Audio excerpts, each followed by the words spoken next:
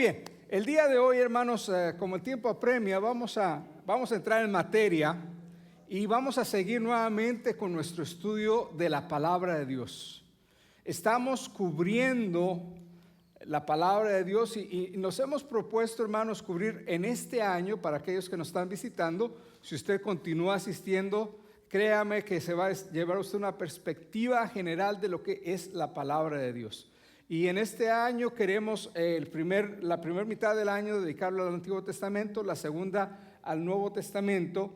Y ahorita, en lo que respecta al Antiguo Testamento, vimos que hay 5 divisiones, entre los cuales la primera de ellas es la Torah o el Pentateuco, que son los primeros 5 libros de la Biblia. Y eso ya los estudiamos. Si usted tiene curiosidad, ¿verdad? Váyase al Facebook de la iglesia y ahí va a encontrar, creo que están todos los sermones ahí, los estudios que se han dado en cuanto al Pentateuco.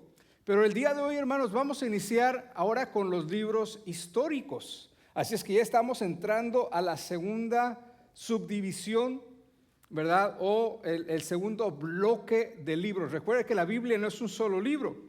La Biblia es un compendio de ¿cuántos libros? Eso, veo que están estudiando, veo que recuerdan. Qué bueno, los felicito. 66 libros. ¿Cuántos libros en el Antiguo Testamento? 39. Dígalo sin miedo, están bien, pero 39. 39, por lo tanto, el Nuevo Testamento tiene esos buenos matemáticos, ¿verdad? Rápidamente sacan las cuentas. Y sí, hermanos, efectivamente, entonces vamos a continuar ahora con la segunda parte del Antiguo Testamento y vamos a ver lo que se denomina como los libros históricos. ¿Por qué históricos? Bueno, toda la Biblia en sí es la historia del pueblo de Israel, es la historia de la misión de Dios, pero particularmente estos libros que vamos a estudiar a continuación son libros que nos hablan mucho de cómo se desarrolló o cómo se continuó desarrollando la historia del pueblo de Israel. Así es que vamos a ver el día de hoy a Josué, y Josué nos habla acerca de la entrada a la tierra prometida. Si usted recuerda, antes de pasar a la tierra prometida, Moisés y toda una generación que no creyó a Dios se quedó en el desierto.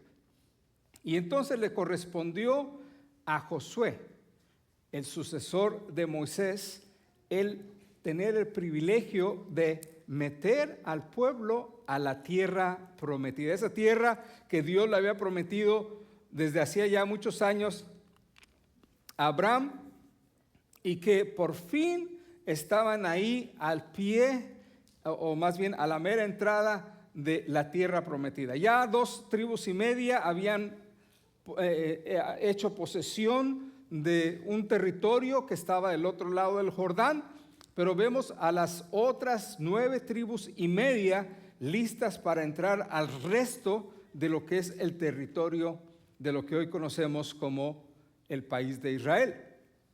Y entonces estaban preparándose y vamos a ver rápidamente un pequeño resumen de lo que es en sí el libro de Josué. El tema del libro es la conquista de Canaán. El tema del Canaán, el autor es Josué y se escribió aproximadamente en el siglo XIV antes de Cristo, 1400 años aproximadamente antes de Cristo. Así es que ya hace más de 3,000, imagínense, más de 3,400 años que este libro se escribió de parte de Josué. Este libro lleva el nombre de su autor, Josué, que condujo a los israelitas hacia Canaán. Habla de la conquista de Israel de la tierra prometida. Moisés está muerto debido a la desobediencia de Moisés. Dios no lo dejó entrar en Canaán. Entretejido con su narrativa histórica, el libro de Josué ilustra la victoria del creyente en Cristo. Así es que usted va a ver repetidas ocasiones el tema de cómo Dios le da la victoria al creyente. Ya como los israelitas fueron liberados de Egipto hacia la tierra prometida, así nuestra salvación es de la esclavitud del pecado, una nueva vida en Cristo. El libro de Josué describe cómo el creyente puede lograr la victoria en su mundo y en su guerra espiritual. Muy bien, el día de hoy, hermanos, vamos a hablar acerca de una mujer y su nombre es Rahab. Y la meditación del día de hoy yo le he titulado Rahab, un ejemplo de fe. Usted se va a dar cuenta al continuar este sermón el día de hoy a qué me refiero con eso. Vamos a ver la escritura que está ahí en Josué y vamos a leer 3 versículos del capítulo número 2 que nos hablan propiamente de este personaje tan interesante que es Rahab. Dice la escritura, síganme por favor ahí o si trae su Biblia. Esto está tomado de la versión Reina Valera 60. Si usted tiene su Biblia con usted y quiere leerlo ahí, lo puede hacer. Si no, ahí en la pantalla dice, ella subió al terrado y les dijo, sé que Jehová os ha dado esta tierra porque el temor de vosotros ha caído sobre nosotros. Y todos los moradores del país ya han desmayado por causa de vosotros en los cielos y bajo en la tierra. Brincamos al 12. Os ruego pues ahora que me juréis por Jehová, que como he hecho misericordia con vosotros, así la haréis vosotros con la casa de mi padre, de lo cual me daréis una señal segura. Y después en el versículo 18 dice, he aquí cuando nosotros entremos en la tierra, y están hablando los espías que había mandado Josué, tú atarás este cordón de grana, o sea, color rojo, a la ventana por la cual nos descolgaste y reunirás en tu casa a tu padre y a tu madre y tus hermanos y toda la familia de tu padre. Vamos a orar. Padre bendito, te damos muchas gracias por tu palabra. Gracias, Señor, que ya hemos alabado tu santo nombre. Hemos intercedido, hemos orado los unos por los otros. Señor, hemos orado por las necesidades que hay en tu pueblo, por situaciones tan dolorosas como es la pérdida de un ser querido a la distancia, Señor. Ya hemos, Señor, exaltado tu santo nombre, reconociéndote que tú eres el Todopoderoso. Y ahora, Señor, es el momento de escuchar tu palabra. Te rogamos, pues, Señor, que tú hables a nuestras vidas y que a través de tu Espíritu Santo tú nos ministres, porque te lo pedimos en el dulce nombre de Cristo Jesús. Amén. En este capítulo 2, hermanos, estamos ante la entrada del pueblo de Israel a la tierra prometida. Y una de las primeras cosas que se encuentran es con una ciudad muy grande llamada Jericó. En una ciudad amurallada y tan fuerte, tan fortalecida, que muchos reinos habían intentado derribar esa muralla, muchos reinos habían intentado conquistar a ese pueblo y no lo habían logrado, puesto que la muralla, hermanos, era muy ancha. Dice la historia que incluso en la muralla había hasta construcciones, o sea, una casa. Toda la muralla alrededor de la ciudad estaba dividida en casas. Y el personaje que vamos a ver el día de hoy, el central, que es Rahab, precisamente vivía ahí en la mera muralla. Entonces, hermanos, era muy difícil para que pudieran entrar cualquier tipo de ejército, porque iba a ser detenido por esas enormes murallas. Lo que hace Josué es lo mismo que hizo Moisés cuando quiso reconocer la tierra prometida y mandó a 12 espías, pero en esta ocasión solamente son 2 espías a quienes envía Josué a reconocer la tierra y particularmente a entrar a la ciudad de Jericó, que era el primer obstáculo que ellos iban a tener para poder entrar.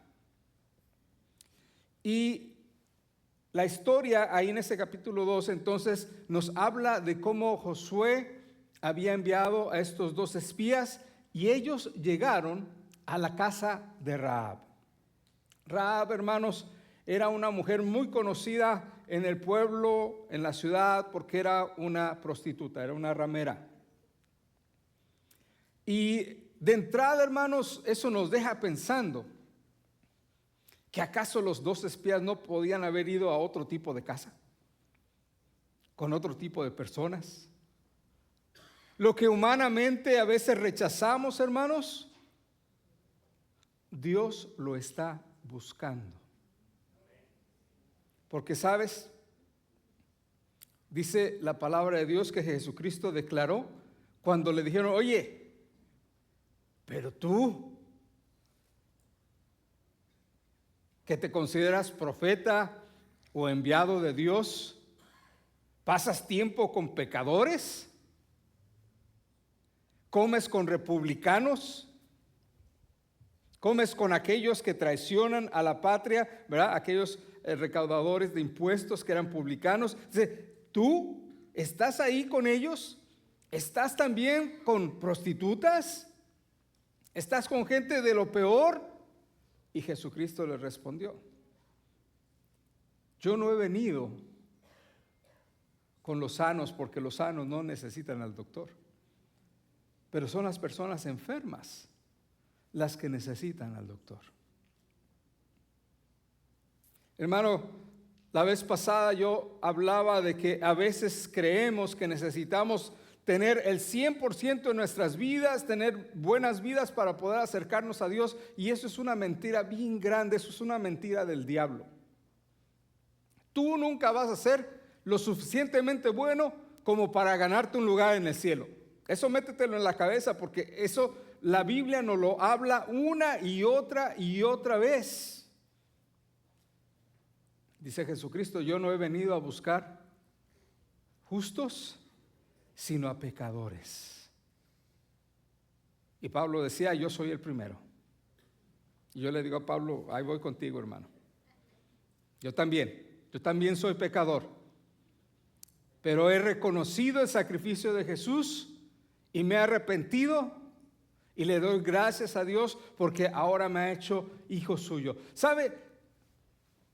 Podemos ver en medio de toda esta situación también la gracia de Dios. Llegan a la casa de esta mujer Rahab, que se dedica a esa profesión, la profesión más antigua del mundo, dicen por ahí, y ella los esconde. Llegan a los oídos del rey. Acuérdense que, ¿verdad? Dice por ahí el dicho, pueblo chico, infierno grande, y decimos en México chisme grande. Pueblo chico, chisme grande. Luego se supo. El rey inmediatamente mandó a los guardias y dijo, oigan, vayan a checar ahí en la casa de Rahab, porque ya se nos metieron 2 espías. Ya se nos metieron los israelitas. Y entonces ella los esconde. La razón, ya la leímos, pero en un momento más vamos a hablar acerca de ello un poco más. Así es que mientras el rey los busca a estos espías, Rahab decide esconderlos. Ella les da el refugio, y precisamente es porque, como vemos ahí en el versículo número 9, ¿verdad? Si avanzamos a la siguiente filmina, vamos a ver que en el versículo 9 dice que cuando ella subió al terrado y les dijo, ahí fue donde los escondió, dice, sé que Jehová os ha dado esta tierra, porque el temor de vosotros ha caído sobre nosotros, y todos los moradores del país han desmayado por causa de vosotros en los cielos y bajo en la tierra. ¿Qué es lo que pasó ahí, hermanos? Que los pueblos de Canaán, de la tierra prometida, sabían que los israelitas se aproximaban. Sabían que cada vez avanzaban más cerca. Estaban a la espera que en cualquier momento atravesaran el Jordán. Y tenían miedo. ¿Por qué tenían miedo, hermanos? Porque ellos habían escuchado del poder de Dios, del poder del Dios de Israel. Ellos habían escuchado cómo hacía ya 40 años Dios le había pedido a un personaje llamado Moisés que fuera con Faraón, el hombre más poderoso en la nación más poderosa de aquel entonces. Como usted ve a Estados Unidos el día de hoy, así era Egipto para el mundo antiguo, hermanos, en el tiempo de Moisés. Entonces era como ir y pararse enfrente del presidente y decirle, ¿sabes qué? Dios dice esto. Y no solamente eso, hermanos, sino que llegó en el poder de Dios y con señales, con juicios contundentes. Aún los magos, los sabios de Egipto no pudieron contender, no pudieron pelear contra el Dios de Israel. Se vieron superados en mucho. Y finalmente la gente sabía que Dios le había ganado a Faraón y que Israel como pueblo había salido triunfante. No solamente había salido liberado después de 400 años de esclavitud, sino que también habían salido y habían despojado a los egipcios. Si usted recuerda, cuando estudiamos esa parte de la Escritura, como cuando Israel se fue de Egipto, le pidió Dios a los israelitas, este es el momento, pídanle lo que ustedes quieran a la gente. Y la gente dice que les empezó a dar de sus riquezas, de sus vestidos, de todo lo mejor. De esa manera el pueblo de Israel salió rico, hermanos, con abundancia de Egipto. Despojaron al pueblo de Egipto. No solamente vencieron a Faraón, sino también despojaron a Egipto.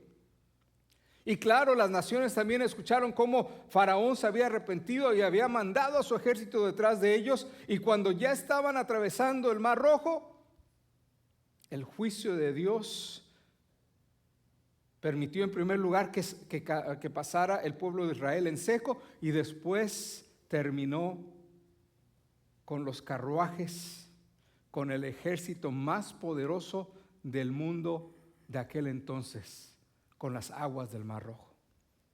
Cómo se hundieron en las aguas. Todo esto, hermanos, era conocido de las naciones.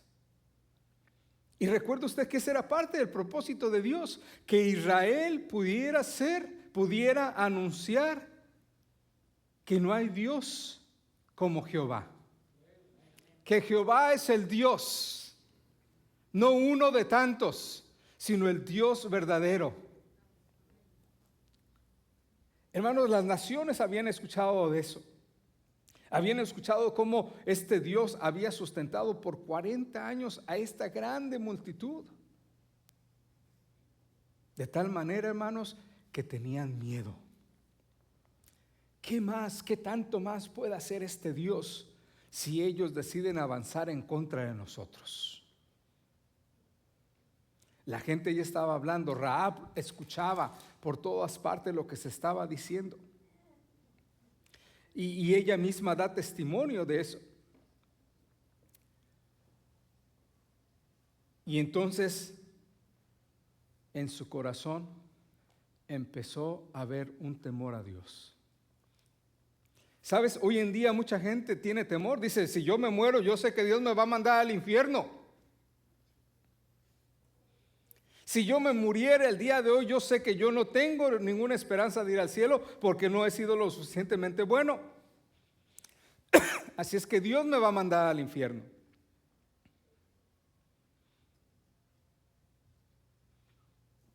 Hermanos, esa es parte de la realidad de la Biblia. Dios es amor, pero también Dios es juez.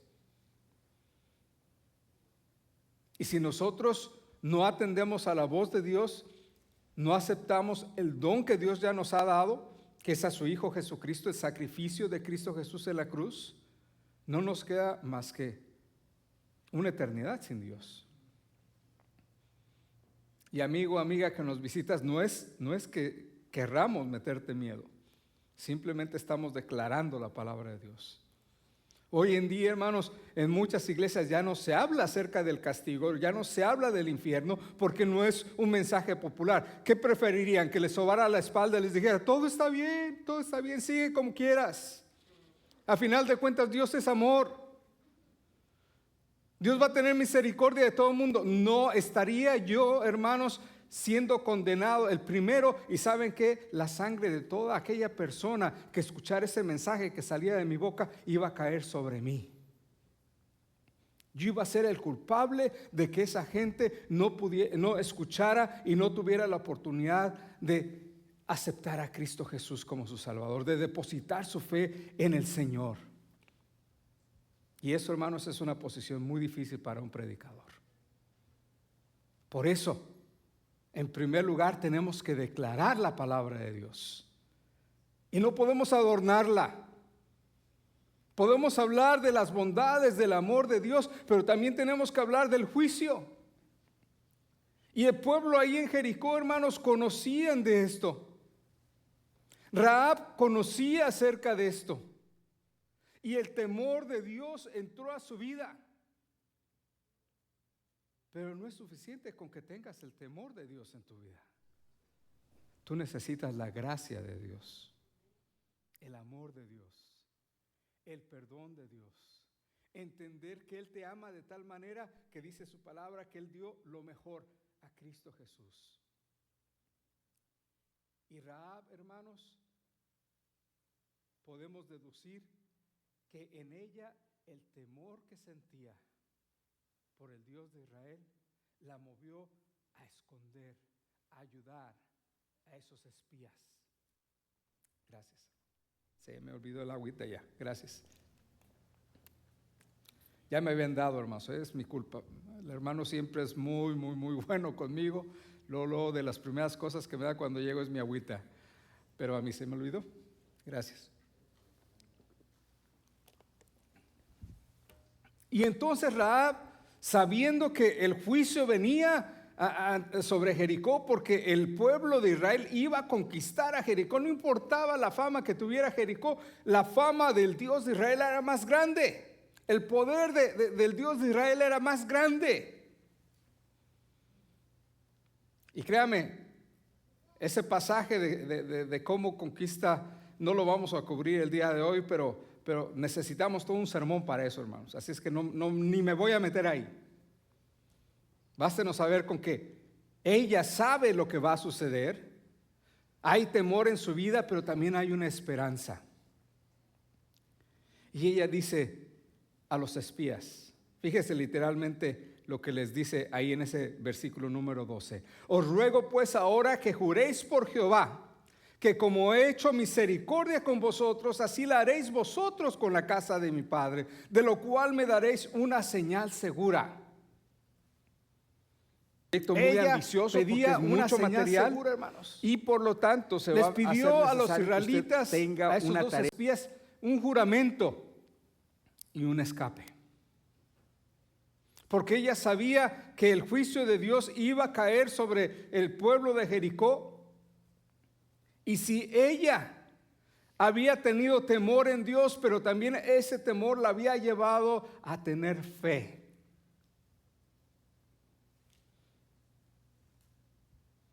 De tal manera que esos dos espías le dicen ahí en el versículo 18 que ya leímos, se los voy a volver a leer. Dice, he aquí, cuando nosotros entremos en la tierra, tú atarás este cordón de grana, un color rojo, a la ventana por la cual nos descolgaste, y reunirás en tu casa a tu padre, a tu madre, a tus hermanos y a toda la familia de tu padre.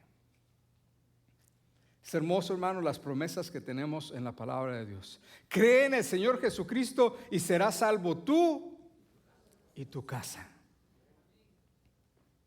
Cuando entra la salvación a la familia, hermanos, por quien quiera que sea, en este caso entró a través de Rahab, a lo mejor la oveja negra de la familia, yo no lo sé. A lo mejor el oficio que ella tenía la había apartado de los hermanos, de los papás, yo no lo sé. La Biblia no es explícita en cuanto a eso, pero lo que la Biblia dice es claro. El propósito de Dios es no solamente salvarte a ti, sino a toda tu familia. Dios está interesado en salvar a tu familia. Pero había que cumplir con la condición de refugiarse, de amarrar esa señal para que cuando el pueblo de Israel entrara, derribando las murallas de Jericó, y nada más te voy a adelantar que, bueno, si quieres leerlo, ¿verdad? Ve ahí el libro de Josué, lee el capítulo 2, el capítulo 3, y te vas a dar cuenta cómo el pueblo de Israel obedeció a Dios y Dios se encargó de derribar esos muros que eran infranqueables, impenetrables, porque para Dios no hay imposible. Cuando Dios dice avanza, es porque Él está abriendo el camino para que tú avances, hermano. Cuando Dios dice hacia adelante, tú puedes marchar completamente hacia adelante confiando en el Dios Todopoderoso. Pero estaba ahí la señal, aquel cordón rojo amarrado ahí a la ventana por donde habían sido descolgados estos espías. Y le dijeron los espías, pero tienes que decirle a tu familia toda que se refugien aquí en tu casa. Y hermanos, dice la palabra que todos los muros se derrumbaron, se cayeron, excepto la casa de Rahab, porque ella había depositado su fe en el Todopoderoso, porque ella había depositado su fe en el Dios de Israel, porque ella había depositado su fe en aquel que todo lo puede, hermanos. De tal manera que si tú el día de hoy depositas tu fe en aquel que todo lo puede, tú puedes estar seguro de que Dios te va a dar la victoria. Pero no es por tus fuerzas. No es porque seas guapo o seas guapa, aunque lo eres, ¿verdad? Es por pura gracia de Dios. Es por pura misericordia de Dios. Dios estaba trabajando y lo iba a hacer a través de esta mujer Rahab. Y hermanos, cuando esto sucede y el pueblo de Israel entra, el nombre de Rahab, hermanos, queda para la posteridad. Hasta el día de hoy, cuando tú lees la palabra de Dios, no solamente la vas a encontrar ahí, sino que si tú te vas al Evangelio según San Mateo, donde está la genealogía de Jesucristo. ¿Por qué es importante la genealogía de Jesucristo? Porque dice la Escritura que el Mesías, el Cristo, tenía que ser descendiente de David, descendiente de Abraham. Y en la genealogía que tú vas a encontrar ahí en Mateo capítulo 1, está ahí registrado el nombre de esta mujer. Fíjese ahí en el versículo número 5, vamos a leer, y la primera parte del versículo 6 dice: Salmón engendró de Rahab.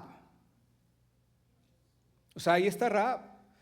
En esta genealogía, hermanos, por lo regular en las genealogías antiguas para el pueblo de Israel solamente aparecían los nombres de los varones.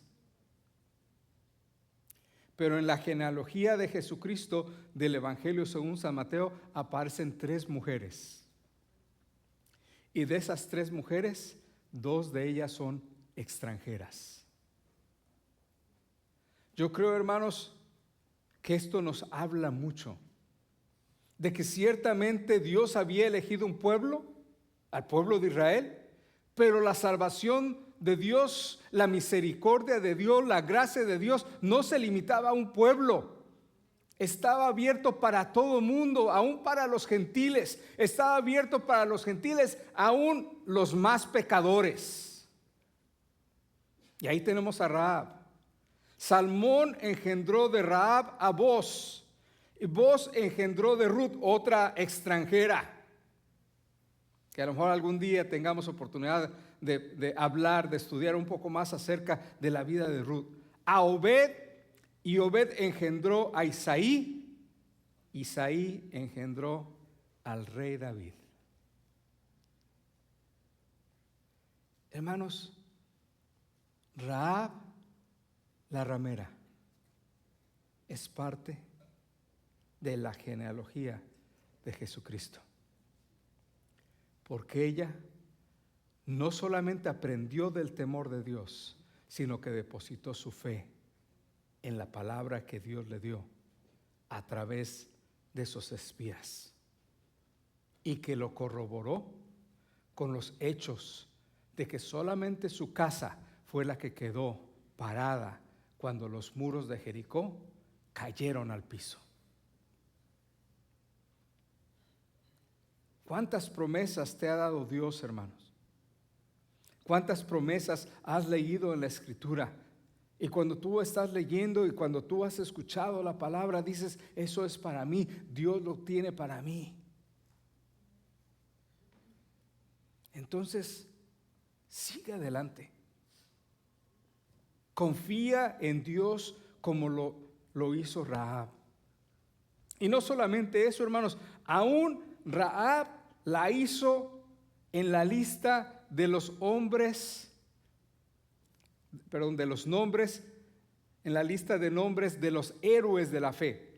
Cuando vamos a la carta a los Hebreos en el capítulo 11, hermanos, tenemos una lista grande de todos aquellos hombres que confiaron en Dios, y entre ellos, entre tantos hombres, nuevamente vuelves a leer el nombre de aquella mujer extranjera.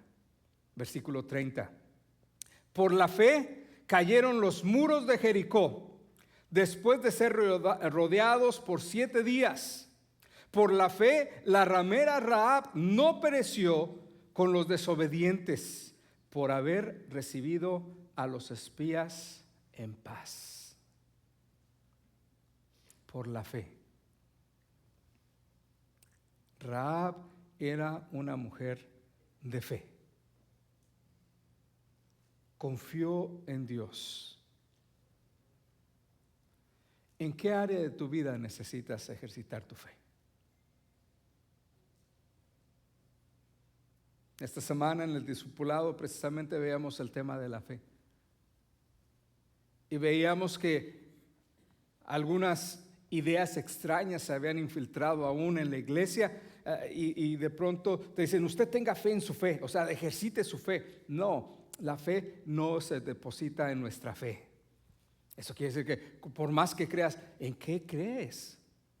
La fe tiene un objeto, la fe tiene una base, y esa base es Cristo Jesús. Nuestra fe no está depositada en nadie más que en Cristo Jesús. Y si el día de hoy que tú que nos estás visitando aún no has hecho ese paso de fe, no has tomado ese paso de fe de recibir a Cristo Jesús como tu único y suficiente Salvador, yo te invito a que tú lo hagas. Si tú ya como creyente ya has caminado por varios años con Dios, pero también hay áreas en tu vida donde necesitas ejercitar tu fe. Y créame, la situación por la que estamos pasando en este país el día de hoy nos llama a ejercitar nuestra fe, nuestra confianza en Dios. Así es que yo te invito, hermano, hermana, a que si tú dices, Señor, ayúdame, necesito, Señor, tener más fe. Muchas veces la gente se acercaba a Jesús y le pedían un milagro, y Jesús volteaba y les decía, ¿tienes fe? Y hubo un hombre que dijo, Señor, auméntame la fe.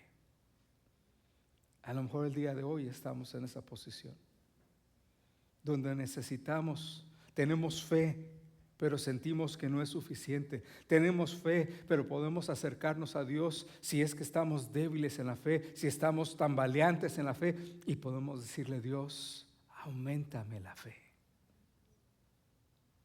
Y si tú no has aceptado a Cristo Jesús, este es el día de salvación. Este es el día en el cual, amigo, amiga que nos visitas, este es el día en el cual tú puedes depositar tu fe en Cristo Jesús. Déjame nada más concluir con esto. Y este altar va a estar abierto. Voy a pedir al grupo de alabanza que se vaya acercando.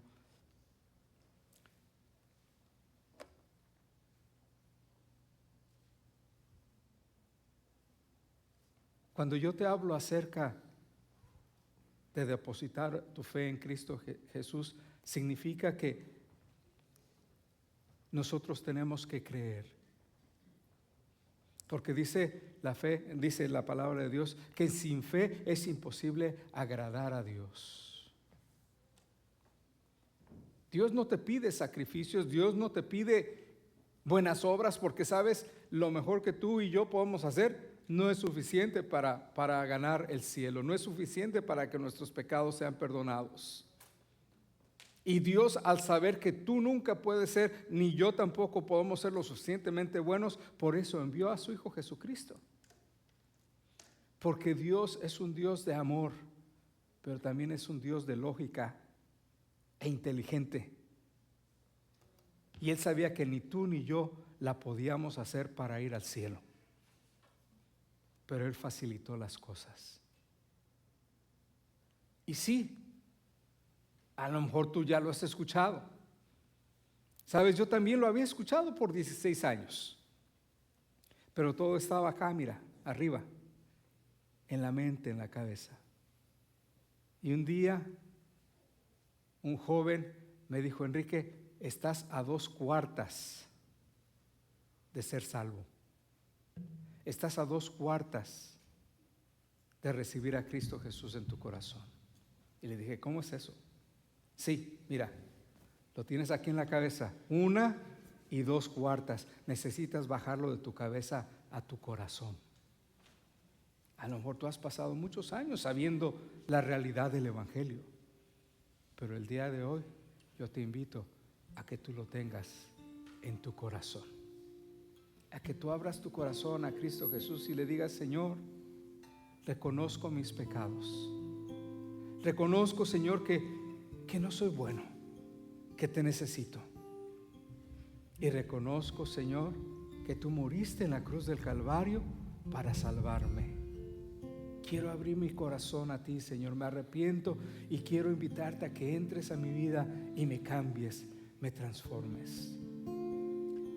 Hermanos, para que Rahab pudiera llegar a la genealogía de Jesucristo y a la lista de héroes de la fe, seguramente hubo un cambio en ella. Y ese cambio no se dio nada más por cambiarse de dirección de Jericó a Israel, sino porque hubo una transformación en su vida. Y esa transformación solamente Dios la puede dar, solamente Dios la puede hacer. Ni tú ni yo podemos lograrlo con nuestras propias fuerzas o con nuestro mejor esfuerzo. Así es que, amigo, amiga, te invito a que en esta mañana, esta tarde, tú vengas al altar y le digas: Señor, entra a mi vida, transfórmame, te recibo como mi único y suficiente Salvador, me arrepiento de mis pecados, invítame a ser parte de tu familia, porque esa es la promesa de Dios. Dice Juan 1:12: a los suyos vino, pero los suyos no le recibieron. Mas a todo aquel que le recibe, a todo aquel que cree en su nombre, Dios le da la potestad de ser hecho hijo de Dios. Si tú solamente eres criatura de Dios, pero no eres hijo de Dios, porque aquel hijo de Dios es aquel que reciba a Jesús en su corazón, yo te invito a que en esta tarde tú seas parte de la familia de Dios.